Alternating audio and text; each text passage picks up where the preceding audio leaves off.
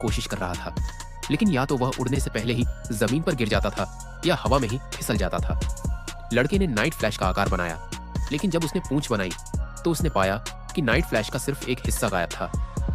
इस समय कौवा भूखा लग रहा था, लेकिन उसे नहीं पता था कि नाइट फ्लैश अभी भी भूखा है। लड़के में अपना भोजन फिर से भरने की क्षमता थी और उसने बस पेट भर पानी पिया। यह देखकर लड़के ने एक हाथ में ढाल और दूसरे हाथ में एक बड़ी मछली पकड़ी और धीरे धीरे कौवे के पास पहुंचा। उसने कमजोर भाव से अपनी ढाल और चाकू फेंक दिया और धीरे धीरे दूसरे पक्ष के पास पहुंचा। बेहद भूखे कौवे ने भी अपनी सतर्कता कम कर दी और लड़के के पास पहुंच गया। इस तरह उन दोनों ने पहली बार अपना जीवन स्थापित किया। कौवे ने भी स्वादिष्ट बड़ी मछली खाई। खाने के बाद उसने चेहरे पर मुस्कुराहट के साथ मछली की हड्डियां लड़के की ओर फेंक दी। लड़का प्यारे कौवे को देखकर भ्रमित हो गया और अनजाने में उसे छूने के लिए आगे बढ़ा।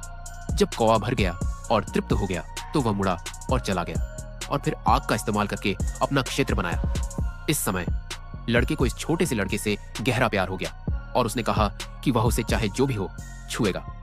वह तुम्हारे जैसे इंसान के साथ कुछ नहीं कर सकता। कौवा केवल अपने आराम करने के तरीके को बदल सकता था और इस बार वह लड़के के हस्तक्षेप से बच सकता था।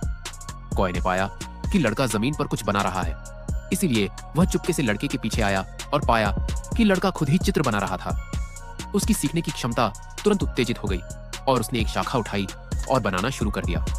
हालांकि उसकी पेंटिंग बिल्कुल भी अच्छी नहीं थी, लेकिन लड़का फिर भी उसकी सराहना करने के लिए एक ऊंची जगह पर खड़ा होना चाहता था और उसने गलती से उसके जूते पर पैर रख दिया। यह दृश्य देखते ही कौवे का चेहरा तुरंत बदल गया और लड़के ने अवचेतन रूप से अपना पैर उठा लिया। कौवे का चेहरा फिर से बदल गया।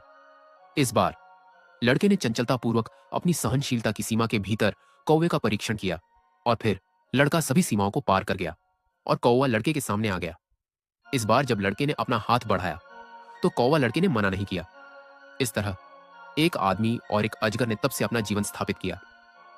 नाइट फ्यूरी को आकाश में लौटने में मदद करने के लिए लड़के ने उसे एक पूंछ वाला पंख बनाया।